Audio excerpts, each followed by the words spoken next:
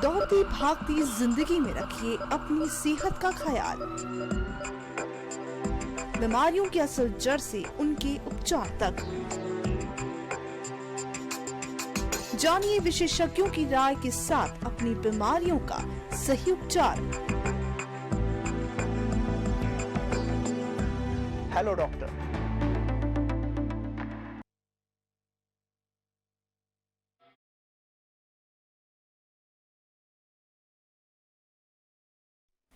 नमस्कार। Hello doctor live कार्यक्रम की इस कड़ी में आप सभी दर्शकों का एक बार पुनः स्वागत है। प्रिय दर्शकों, आज इस कार्यक्रम के माध्यम से हम चर्चा करेंगे नेत्र रोगों के बारे में, उनके कारणों के बारे में और उनके उपचार को लेकर। आज हमारे बीच सादर आमंत्रित हुए हैं इंदिरा गांधी आयुर्विज्ञान विद्यालय में चिकित्सालय के नेत्र विभाग में बतौर विभागाध्यक्ष पद पर कार्यरत प्रोफेसर रामलाल शर्मा जी। डॉक्टर शर्मा जी, बहुत बहुत स्वागत है इस महत्वपूर्ण कार्यक्रम में आपका। नमस्कार। नेत्र बहुत ही महत्वपूर्ण अंग है हमारे शरीर का, जो कि हमें अवगत कराता है बाहर की दुनिया से, और साथ ही में नेत्र बोलते हैं अगर आपके पास नेत्र है तो सारी दुनिया ही आपको सुंदर नजर आती है। पर अगर दुनिया को सुंदर करना है आपने, तो आपके नेत्र भी बहुत ही स्वस्थ रहने आवश्यक हो जाते हैं। तो आज चर्चा करेंगे हम कि कौन कौन सी वो विभिन्न बीमारियां हैं जो कि आजकल बहुत ही कॉमन देखी गई, अगर आंखों के बारे में हम बात करें। सामान्य तौर पर अगर हम कहते हैं कि आँख में किस किस तरह के रोग आते हैं, तो इसमें सबसे पहला जो कैटेगरी है या पहला जो एक ग्रुप बनता है वो दृष्टि दोष है, जिसमें कि आपकी दृष्टि धुंधली होती है और आप प्रॉपर देख नहीं पाते हो, और उसका इलाज सामान्य तौर पर चश्मे के साथ होता है। ये दृष्टि दोष सबसे कॉमन है। एक तरह की इसको मर्ज़ तो नहीं कह सकते, बट एक तरह का आँख का ये डिफेक्ट है, जिसमें कि आँख जो हमारी लाइट रेज है, जब तक आँख के दृष्टि पटल तक प्रॉपर नहीं पहुंचती है, तो उस वजह से थोड़ा ये नज़र में धुंधलापन आता है। जो दूसरा बड़ा जो ग्रुप है इसमें आँखों के रोगों में, वो हमारे अनुवांशिक रोग है, जन्मजाति रोग है, जिसमें कि कई तरह के रोग आते हैं। जब बच्चा डिलीवर होता है, आँख में कोई इन्फेक्शन इन्फ्लेमेशन हो जाए, उससे नुकसान होता है। बहुत सारी अनुवांशिक बीमारियां ऐसी है जो जनरेशन से चलती है, जिसमें एक नाइट ब्लाइंडनेस या रात को कम दिखने वाली मर्ज़ है, वो आपके जीन के थ्रू, या कलर ब्लाइंडनेस है, वो आपके जीन के थ्रू आती है। ये अनुवांशिक बीमारियां हैं। एक बड़ा ग्रुप जो है आँख के रोगों का ये है। तीसरा जो ग्रुप इसके बाद आता है वो आता है ट्रॉमा रिलेटेड या इंजरी रिलेटेड, जिसमें चोट या किसी तरह का आँख को नुकसान है, चाहे वो रेडिएशनल है, चाहे वो फिजिकल ट्रॉमा है, केमिकल ट्रॉमा है, या इन्फ्लेमेशन, या वो अपना इन्फ्लेम मतलब किसी आग या उससे धूप से भी हमारी आँखों को, या सूरज की रोशनी डायरेक्टली देखने से भी हमारी आँख में अंदर का हिस्सा रेटिना जल सकता है अगर हम सीधे सीधे धूप की रोशनी को देखते हैं। तो चोट या इंजरी रिलेटेड तीसरा बड़ा ग्रुप है।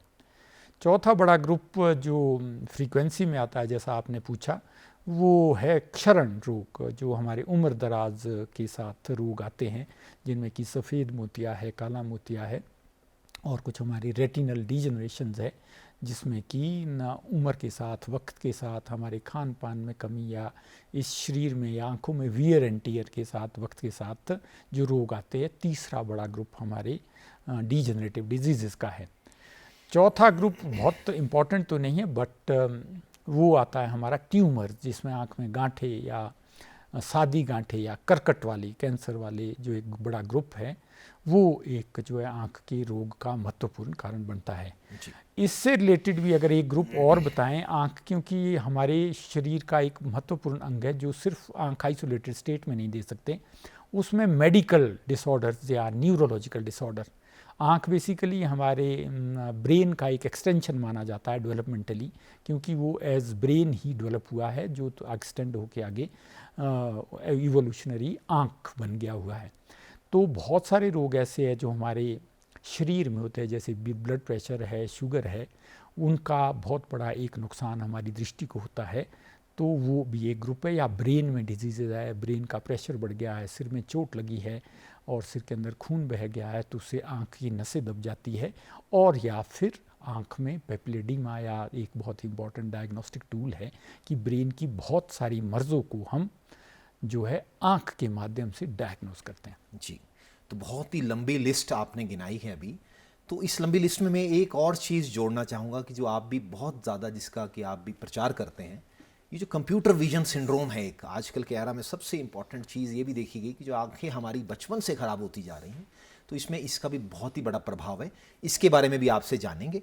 तो चलिए हम शुरुआत करते हैं। जो कॉमनेस्ट हमारी जो आजकल जो समस्याएं हैं, क्योंकि समय का अभाव रहता है तो हम सारी चीज़ें इंक्लूड नहीं कर पाएंगे, तो कॉमनेस्ट चीज़ें जो हैं आजकल जो हमारे दर्शकों को समझना ज़रूरी है कि इनसे हमें कैसे अपने आप को बचाया जा सके और कैसे अपनी आँखों का आपका स्वास्थ्य का आपको देखभाल करना है। तो चलिए हम, जैसे आप बात कर रहे थे, कई अनुवांशिक डिजीज़ भी हैं, तो अनुवांशिक को लेके चलिए हम शुरुआत करते हैं, क्योंकि जेनेटिक्स से शुरू करते हैं। और कई बार अक्सर देखा कि बचपन में ही कई बच्चों को जो स्कूल में जा रहे हैं बहुत ही ज़्यादा बड़े नंबर के जो हमारे स्पेक्स होते हैं, और उम्र के चलते चलते वो उनके जो विजन डिसऑर्डर वो बढ़ता चला जाता है। तो ऐसी ग्रॉसली वो किस तरह की बीमारी है, और अगर उसकी रोकथाम करने की हम बात करें तो उसमें क्या क्या लाजमी है अभिभावकों को सीखना, कि क्या इंपॉर्टेंट चीज़ें हैं जो समझना ज़रूरी है? जी, जैसे आपने अनुवांशिक रोग या हमारी डेवलपमेंटल या कॉन्जेंटल डिजीज़ से शुरुआत की है, तो जो तो जीन रिलेटेड डिसऑर्डर है, जो आपके मतलब जीन डीएनए या जहन में है,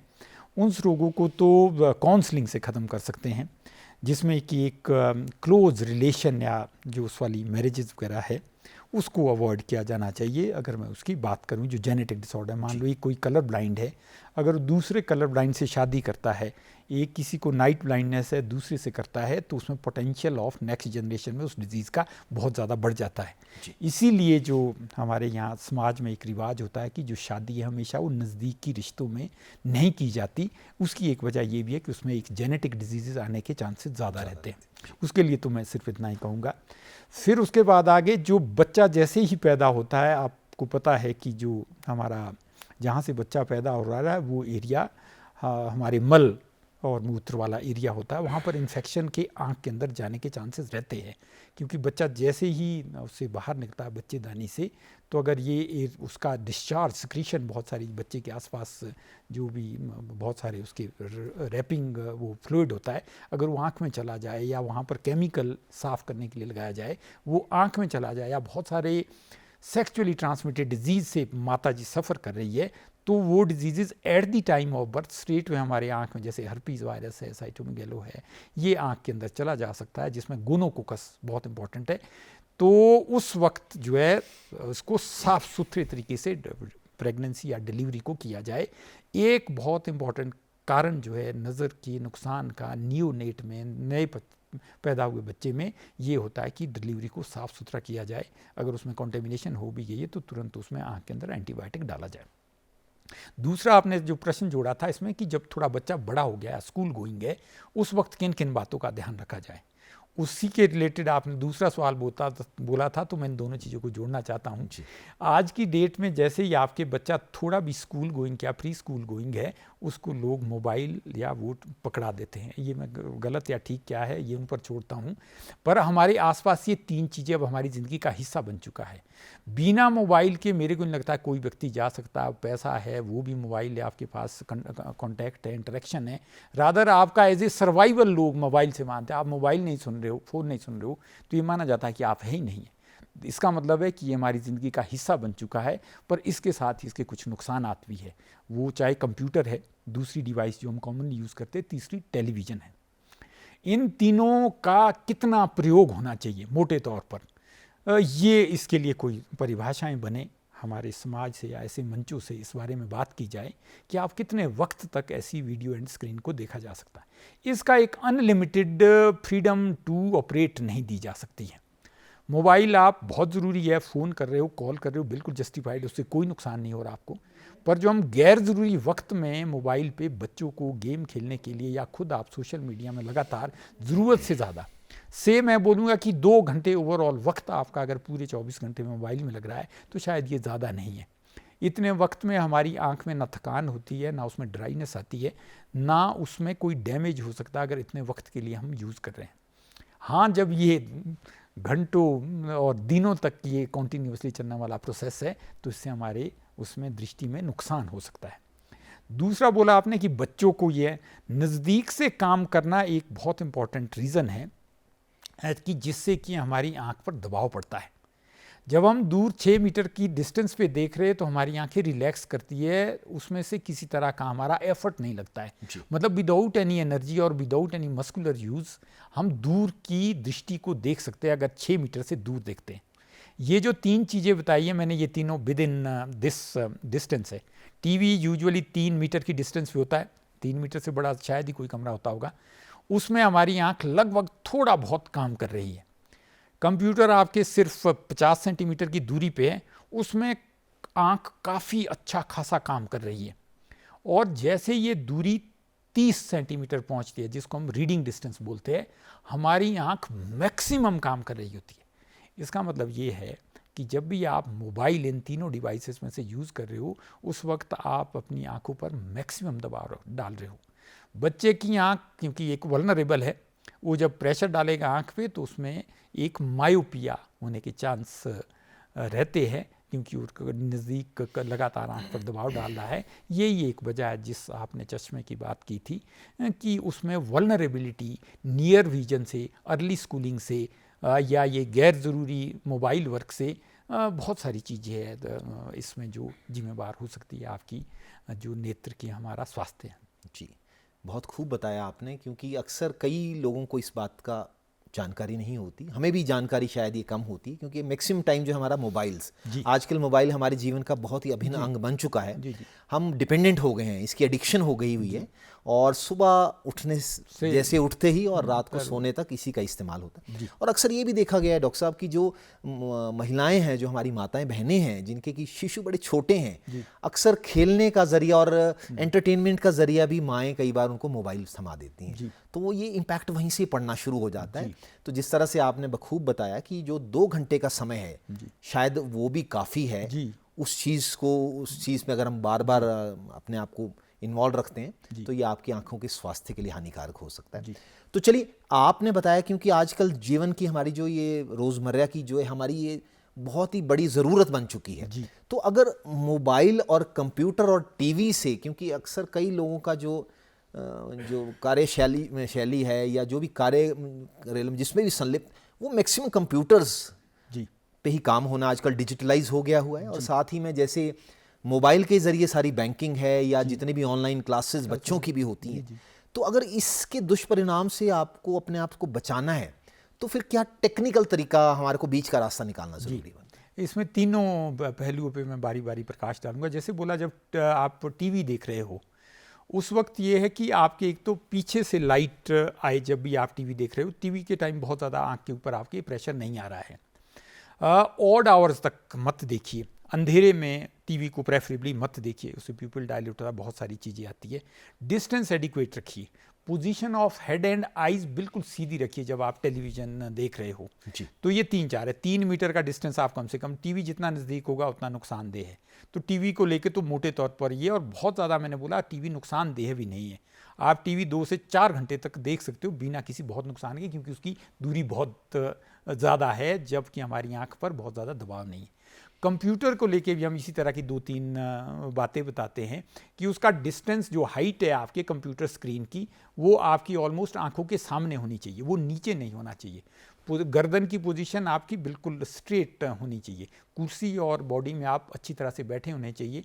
और हर 20 मिनट बाद 20-20-20 का फैशन है सब जगह, 20-20 क्रिकेट में भी है, तो आंख में भी हम 20-20 बोलते हैं कि 20 मिनट बाद 20 सेकंड के लिए आप 20 मीटर दूरी पर देखिए, रिलैक्स करिए आंखें, या 20 बार अपनी आंखें झपकाएं, या 20 सेकंड के लिए अपनी आंखें बंद करें हर 20 मिनट बाद जब आप काम करें। क्योंकि ऑफिस में अब कंप्यूटर आपका हिस्सा है, तो ये 20-20-20 का आप फॉर्मूला अगर याद रखते हो, और अपनी हेड पोजीशन और बॉडी पोजीशन और position of computer from the eyes ये एडिक्वेट रखते हो, 66 सेंटीमीटर मतलब 2/3 of the metre adequate distance है जहां आपका कंप्यूटर होना चाहिए, और 50 सेंटीमीटर उसकी नियरेस्ट डिस्टेंस है। बहुत सारे लोग जो 40-50 की उम्र है, उनको हल्का सा चश्मे का नंबर जब लग गया है तो उसके साथ ही कंप्यूटर पे करना चाहिए, ताकि वो उस पर स्ट्रेन ना डाले। मोबाइल को लेके मैंने बोला कि उसको लेके तो बहुत सारी चीज़ें हैं जो आपको नहीं है।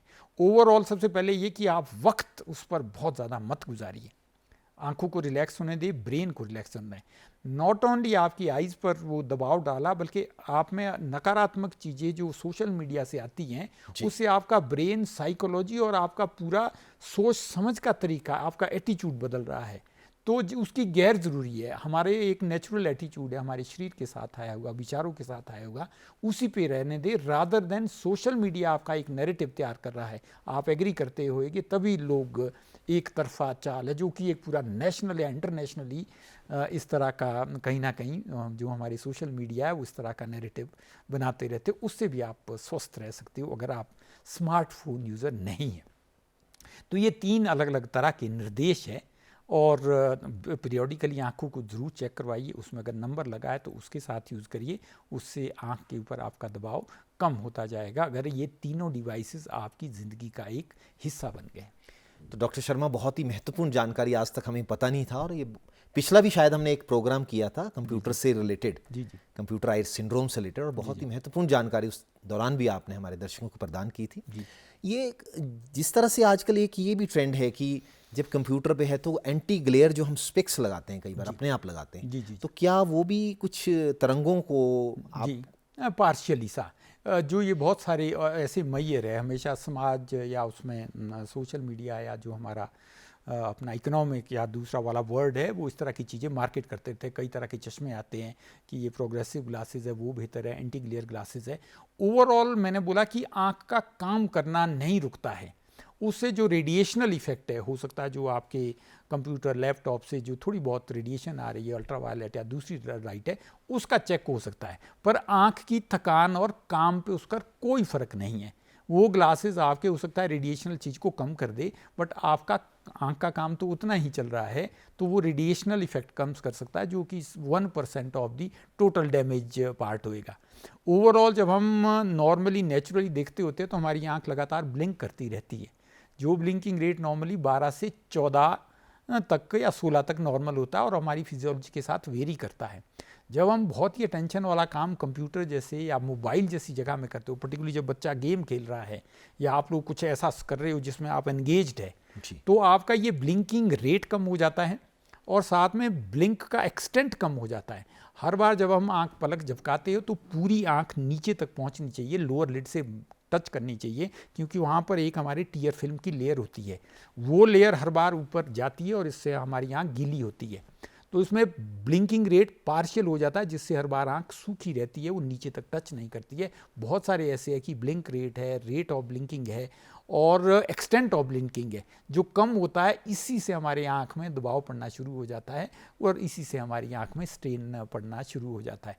इस करके जो भी प्रोलॉन्ग्ड आपकी वर्किंग है, लाइट आपके आसपास कितनी है, आप अंधेरे में काम कर रहे हो, लोग अब रात के 11-12 बजे लाइट स्विच ऑफ करके मोबाइल पे लगे हैं, बहुत ही ख़राब है। प्यूपिल एक तरफ डायलेट होगा, रेडिएशन उसमें से जाएगी, मोबाइल एक इंपॉर्टेंट सोर्स ऑफ रेडिएशन भी है, तो इस तरह से इसकी बहुत सारे नुकसान आते हैं। इसीलिए मैंने बोला लाइट का, आई की पोजीशन का और फिजियोलॉजी वाला पार्ट मैंने बता दिया कि किस तरह दबाव। तो आई की पोजीशन और आपने गर्दन की पोजीशन कंप्यूटर एंड टेलीविजन को लेकर, जी अगर मोबाइल की हम बात करें तो मोबाइल तो हम हर पोस्चर में देख रहे हैं। जी वाइल ट्रैवलिंग भी हम मोबाइल का, चलते चलते भी मोबाइल का, बैठे मोबाइल का, लेटे हुए मोबाइल का, अंधेरे में मोबाइल का, रजाई के अंदर मोबाइल। तो ये इससे अगर थोड़ा बचना है तो मोबाइल की जो पोजीशन है असली, वो किस तरह से यूज करें? एज ए रूल जो है हमारा ये वाली पोजीशन बेस्ट है, जिसमें हमारी गर्दन काम करती है नाक की सीध में, और इसी पोजीशन हमारी आई बेस्ट फोकस होती है, जहां दोनों आंखें अच्छा काम कर सकती है। जैसे ही इस पोजीशन से ये वाला, ये अम्बलाइकस की सीध वाला बोलते हैं, जो आपकी नाभि है उसकी सीध और उसकी डिस्टेंस हमारे नियर वर्क के लिए बेस्ट मानी जाती है। डिस्टेंस यहाँ से है, नाभि की सीध में जो चीज़ें आपके आँख में वो सबसे बेस्ट काम करे। सीध दोनों तरफ है, जैसे ये पोजीशन आपकी साइड कहीं भी ऊपर नीचे जा रही है, उसी वक्त आपके आँख पे, गर्दन पे, आँख की मांसपेशियों पे दबाव आना शुरू हो जाता है। हाँ, वो प्रोलॉन्ग्ड वर्किंग की मैंने बात बता दी है कि हमारी आँख लगातार जब एक अटेंशन पॉइंट पे है, 20 मिनट तक अच्छे से काम कर लेती है, उसके बाद उसमें थकान शुरू होती है। अगर आपने उसमें रेस्ट नहीं दिया तो फिर उसमें जो फिजियोलॉजिकल चेंजेस है वो पैथोलॉजिकल स्टेट में जाने लगती है और धीरे धीरे आंख पर उसके दुष्प्रभाव पड़ने शुरू हो जाते हैं। जो माल पोजीशन को लेके बताए, कोई भी पोजीशन जो आपने ऑड पोजीशन 3-4 बताई है बिल्कुल अलाउड नहीं है, ये नहीं किया जाना चाहिए। ना चलते फिरते होना चाहिए।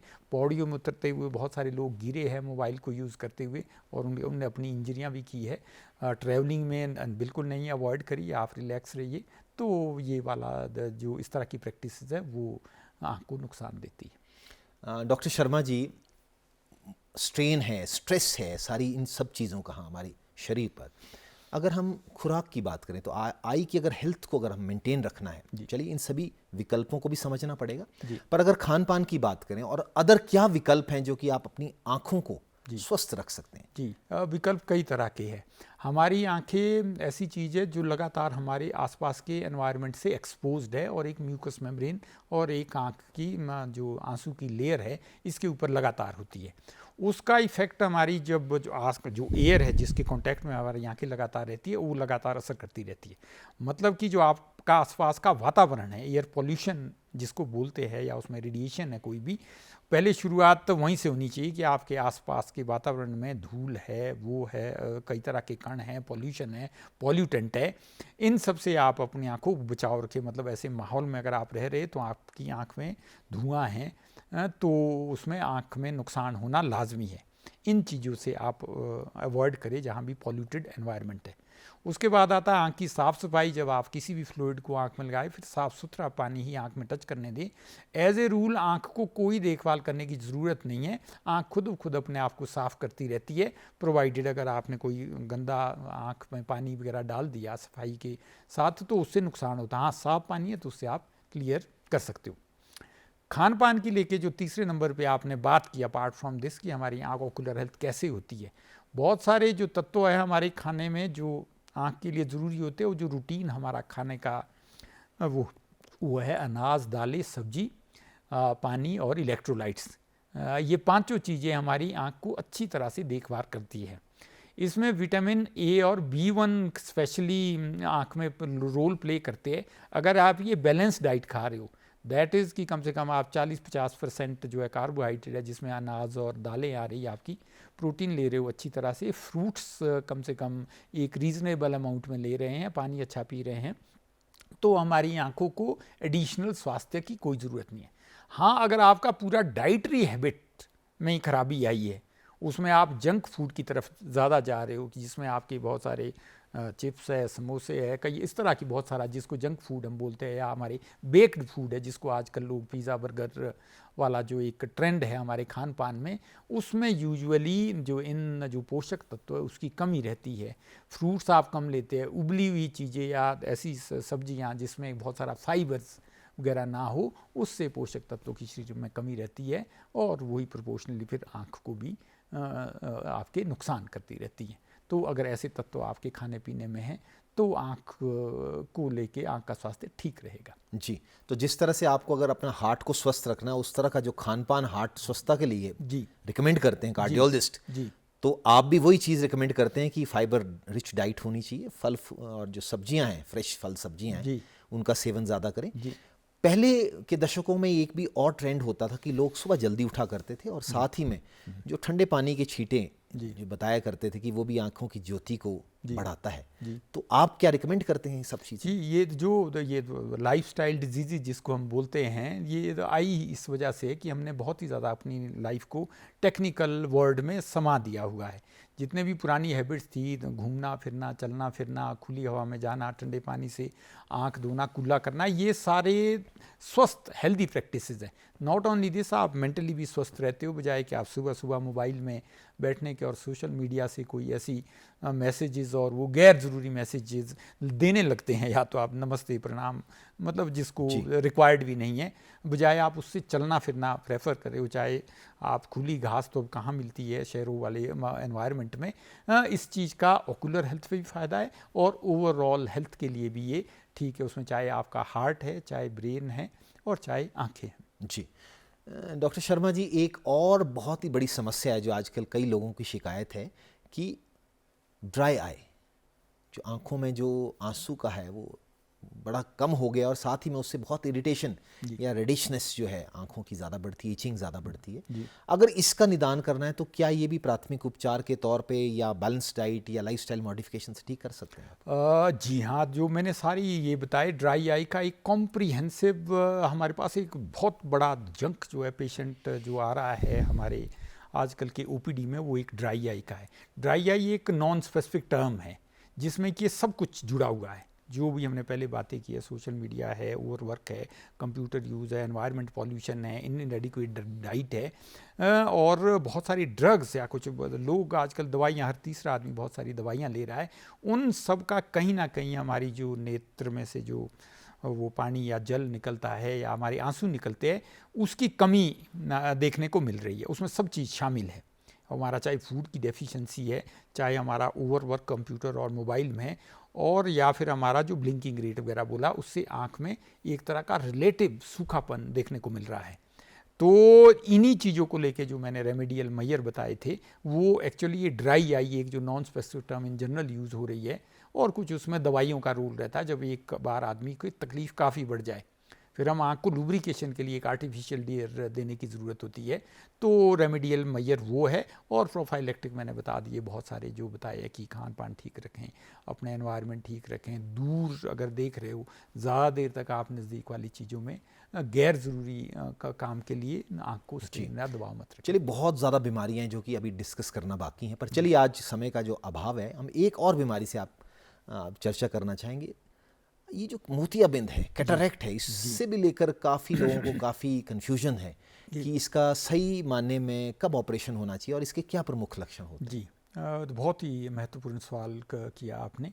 आँखों में एक बहुत ही मेजॉरिटी ऑफ पेशेंट ऐसे है जिसको कि उम्र के साथ जैसे जैसे बढ़ती है उसमें सफ़ेद मोतिया आने लगता है, जो कि 40-50 की उम्र से शुरू होकर फिर 90-100 साल तक लगातार आता रहता है, और एक बड़ा चंक सर्जरी का हमारा सफ़ेद मोतिया से होता है।